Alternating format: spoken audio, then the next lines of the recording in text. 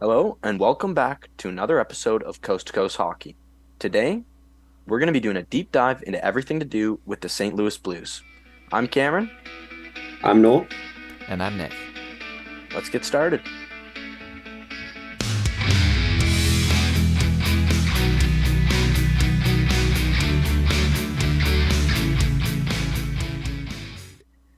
The Blues only made four moves this offseason. They brought in Kevin Hayes, Oscar Sundqvist, and Malcolm Subban, and they also have Nick Ritchie in on a PTO. On the subtractions front, more players did leave the team this summer, including Tyler Pitlick, Josh Levo, Logan Brown, Thomas Greiss, among others.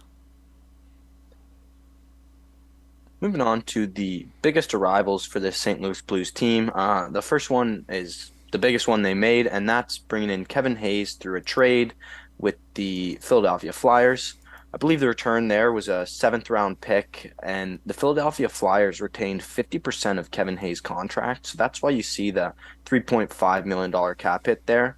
It's a pretty good trade. It's interesting one for a team that's kind of middling out. But in terms of the value they got at Kevin Hayes at 3.5 million, that's really good. And he had an up and down season last year.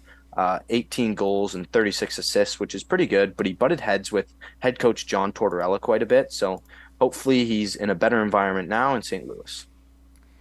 Secondly, on the rivals page, we've got Oscar Sundqvist making the return to St. Louis after a stint in Detroit and Minnesota. This is a forward that plays in mostly depth minutes, but plays a hard-nosed physical game and also puts up a bit of points with a little bit of speed. As you can see, there are 28 points in 67 games. And he comes to St. Louis after being there for 5 straight years, from 2017 until 2022, before making the trek to Detroit in a trade and then to Minnesota last season.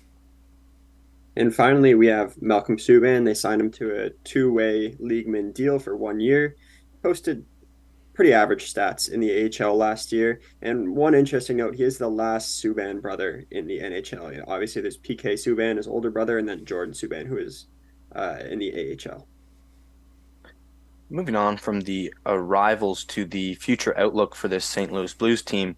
Uh, the first one there is their big pick from the last draft, number 10 overall, Dilbor Dvorsky. Moving on, we got Jimmy Snuggerud, Zachary Bolduc, Zach Dean, and Joel Hofer. All interesting prospects there. Zach Dean, in particular, played for Canada at the World Juniors this past year when they won gold, and he was acquired from Vegas in the Barbashev deal. Looking at their draft capital, they have a lot of their own picks, which is nice to see. And they also have some Toronto and New York Rangers picks, which comes from their deadline last year where they sold off players like Ryan O'Reilly and Vladimir Tarasenko. Now on to the prospect spotlight for the St. Louis Blues. The 3 prospects that we're going to highlight today are Dalibor Dvorsky, Jimmy Snuggerud, and Joel Hofer. The first prospect of mention is the number 10 draft pick in the most recent draft, Dalibor Dvorsky. This is a 6'1", primarily center and winger that is over 200 pounds already at the age of 18. He's a very strong-bodied player, and he only put up 14 points in Allsvenskan, the Tier 2 of Sweden, last year. But I would look to see him in the SHL this year with the men, playing a strong game and also hopefully getting some minutes, because it's unlikely as an 18-year-old that you will get those minutes, but maybe he can earn them in an SHL compared to we've seen with some Russians in previous videos in the KHL. I look for him to be a strong piece to St. Louis's future as a very active offensive option. The second player of note is Jimmy Snuggerud. This is a player that played on the line with Matthew Knees, the Toronto Maple Leafs prospect, and Logan Cooley, the Arizona Coyotes prospect, in college last year at the University of Minnesota. That was pretty much the star line in all of college. You can't think of 3 more prospects than that are going to be such high quality at that certain time frame, because all these guys are going to be in the NHL eventually. I give Snuggerud maybe an extra year in college before he makes the NHL, unlike Logan Cooley and Matt Knees. But Jimmy Snuggerud provided a huge scoring presence online with those 2 guys, and I am really high on him this year. And despite being 23rd overall, I could have seen him gone a little earlier in the 2022 draft. The third prospect of mention is Joel Hofer. This is a notably popular goalie in Canada based on his World Junior performance in 2020. We also see him in the AHL NHL split last season, but I can see him definitely taking the charge this year in the NHL because of his 2 year contract that he signed, which is a one-way contract. Therefore, if he goes to the AHL, he'll still be making his full NHL salary. Moving on from the prospects, we're going to take a look at the projected lineup for the St. Louis Blues coming into this season.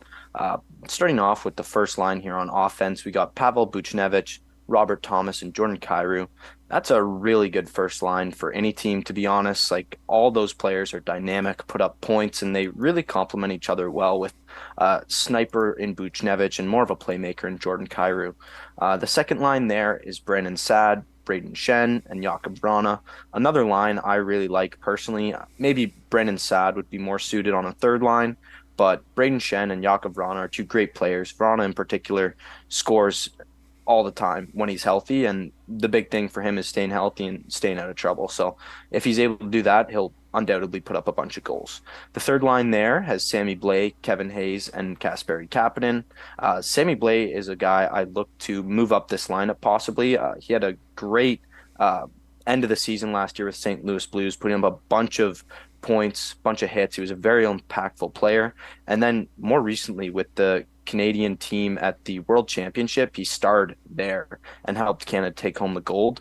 Kasperi Kapanen got himself into a bit of trouble this summer, so time will tell if he's able to play right at the start of the season. Hopefully that gets all smoothed over. And then for that fourth line, we have Jake Neighbors, Oscar Sundquist, and Alex Tarasenko, sorry. But Jake Neighbors is a young player who I think is a really good bottom six player. In terms of the extras, we got Adam Gaudet and Nathan Walker of note there. Now onto the defensive side of the St. Louis Blues. This is a core that is pretty much intact for the next couple of years. You've got Nick Leddy and Colton Parayko at the top, followed by Torrey Krug, who suffered an injury training this offseason, but it's possible that he could come for the start of the season. We are not sure at this point, but we hope to see him at the start alongside Justin Falk on that second pair. On the third pair, you've got Marco Scandella and Robert Bortuzzo, a pretty physical defense first third line there. But overall, the core is a core that GM Doug Armstrong has locked in. All of these guys are, except for Scandella and Bortuzzo, are locked in for upwards of 3 years. 3, 4. Even Colton Parayko's got 7 years left. So this is a core that he believes in as a GM, and this team is going to have to do with whatever this core produces. Just to add there, I think Scott Perunovic is a guy who's looking to get some NHL time this year too. Young defenseman for them. And finally, looking at the goalies here, we have the controversial starter in Jordan Binnington.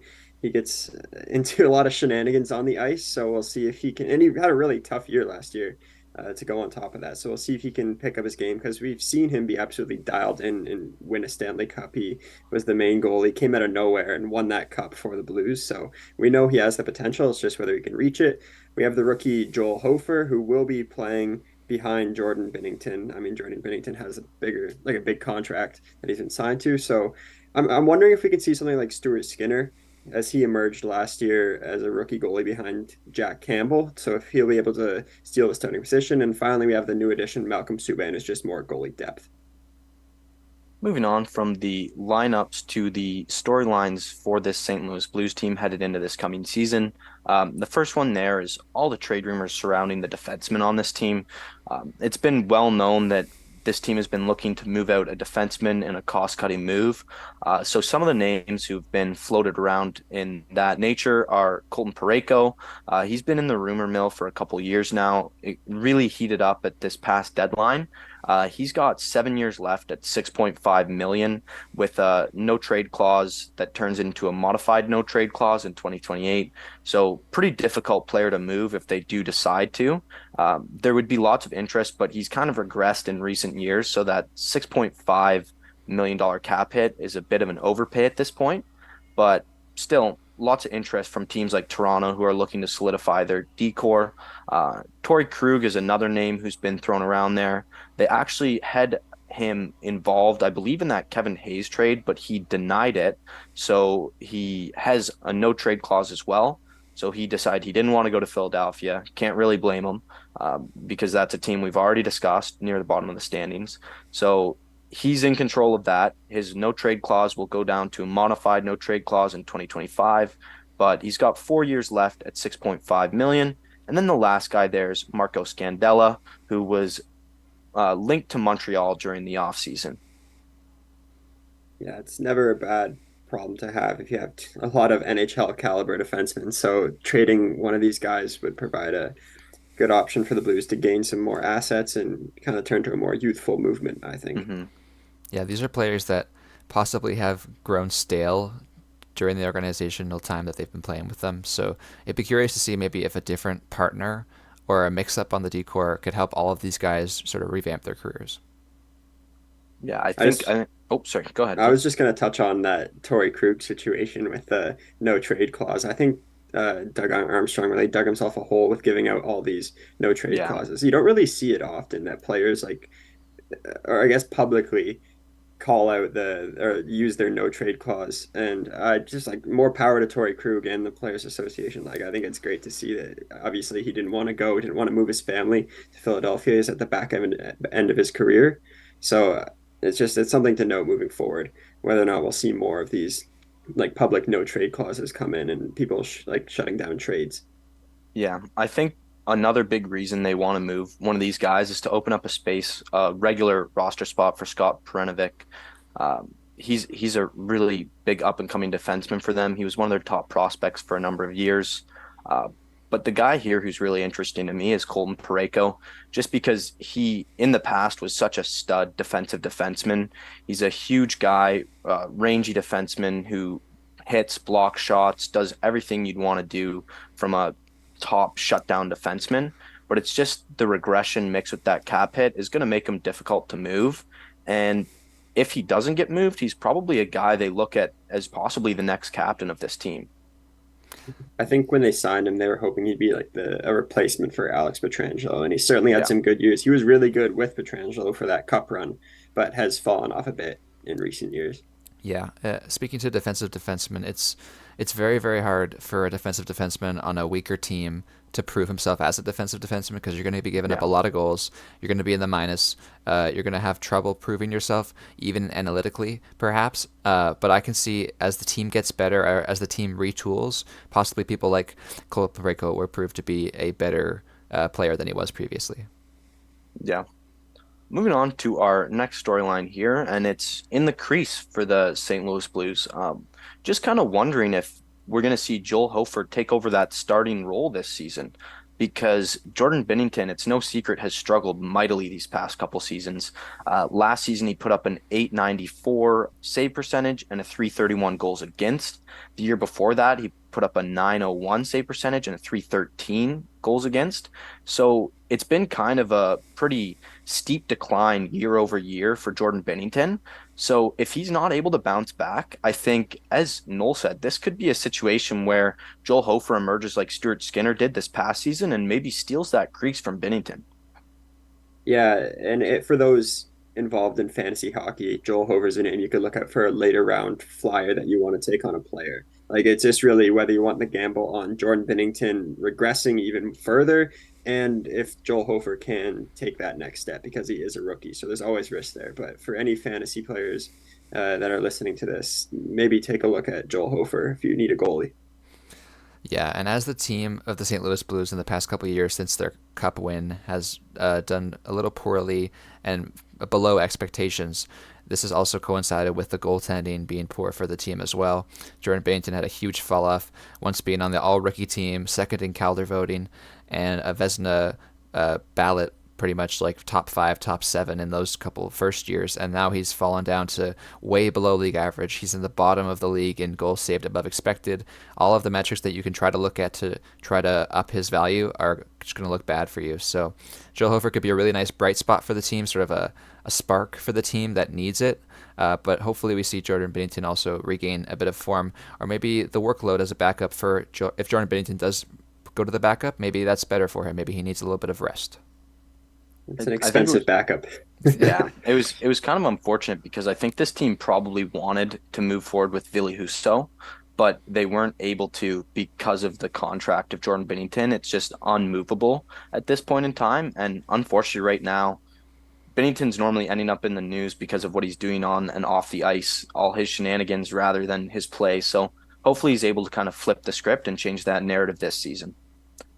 Moving on to our final storyline here, it's just kind of wondering what direction the St. Louis Blues team is headed in. This is a team that at the deadline sold off all their UFAs in Tarasenko, Ryan O'Reilly, Noel Acciari, and Ivan Barbashev, which made a lot of sense at the time. But then you look at what they've done this offseason. They didn't move anybody else out. They brought in Kevin Hayes, who really is not great guy, great locker room guy, but he's not going to move the needle for a team. So it's just kind of curious that it seems like they're accepting they're going to be a middling team for the next couple seasons here. Yeah, I don't know how much to say. It's just really confusing with the Blues here. It's looking like a whole lot of mid. I've used that term before to describe some teams, but when you finish below the playoffs, but not in like the bottom quarter of the league, you really kind of are stuck in no man's land. You don't Yeah. get the high pick, and you don't make the playoffs. So it's going to be interesting to see at this deadline if they have any more, if they're going to completely tear down, or if they're going to be buyers. I don't really know. Yeah, for me, it could be delusion, but I do see the path in this probably the same light as Doug Armstrong does. I look back to their trade history, and very specific trades speak to me, such as the Ivan Barbashev and the Ryan O'Reilly deals. That is selling your player at the highest it could be for the next couple years at that point, getting some value out of it. They got a lot of picks. They got some good prospects like Zach Dean, and I think those two players specifically, and as well as Tarasenko, were the ones that they needed to move out. So uh, you got the future in the as we saw in the lineups. You've got Robert Thomas and Jordan Kyrou, and you've got some really good pieces that can compete. I just am curious to see how the full lineup competes against other full lineups night by night. But looking at the deals that they brought in, Kevin Hayes for a sixth round pick at 50% retention seems to be like a no brainer to try to take a flyer slash test the guy, see if he's still willing to put in the work, which it seems like he is based on the personality that we get as fans. We think that he's a very personable guy that wants to play the game and try. So I think St. Louis could be a great fresh start for him, and I think that people like Kevin Hayes could be the reason St. Louis could possibly creak into the playoffs. Yeah, it's definitely going to be interesting. I mean, there's a bunch of teams in the Western Conference who are kind of grouped together that they're not great, but they're not bad. So, I mean, the worst thing you want to be in professional sports is to be middling. So, hopefully, this team this season is able to pick a strong course of direction and either, like Noel said, tear it down, or if they're able to make the playoffs, maybe they buy and maybe that's the direction of the future. Yeah, I have heard people using the term retool when it Yeah. comes to the St. Louis Blues. I remember hearing, I think it was on the 30 Thoughts podcast around the Timo Meyer trade last year. Their name was in the sweepstakes there. I mean, Yeah. obviously that didn't happen, but I think Doug Armstrong is looking for a retool. It's just whether or not how this team performs for this season and if they tear it down at the deadline or if they are actually going to go in and try and make the playoffs. There is just so much salary committed to this team as well. I Yeah. think that when you're spending so much up to the cap, you're not one of those teams like the Anaheims, like the Phillies, that are going to purposely shed salary. I think they have to kind of go for it at this point. It's just kind of interesting. Like you said, Nick, I think it was great to move all those players when they did. But to me, if you're retooling, you got to bring in some really good players after you, because a lot of talent went out the door at the trade deadline. So there's no chance they're going to be as good as they were in years past. So it'll be really interesting to see this season if they're able to kind of push for a playoff spot. Moving on to our final segment here, just kind of a broad overview for the offseason and this coming season for the St. Louis Blues. Um, we're going to give them a B minus offseason grade. That trade for Kevin Hayes was a good trade to get him at $3.5 million is a really solid cap hit. And they gave up, I think you said, Nick, a sixth round pick. That's negligible to bring in a real quality locker room guy and pretty solid player in Kevin Hayes. But the reason it's a bit lower this grade is because it just kind of seems like they haven't really picked a strong direction to move in. So I think if you're adding, you should add, or if you're subtracting, you should subtract and not kind of just play it down the middle like they did this offseason. So that's going to dock them a bit there for that B minus. In terms of the actual construction of the team, we're going to give them a B for offensive strength. It's a pretty good group. It's not overly deep, but it's a pretty solid group of forwards.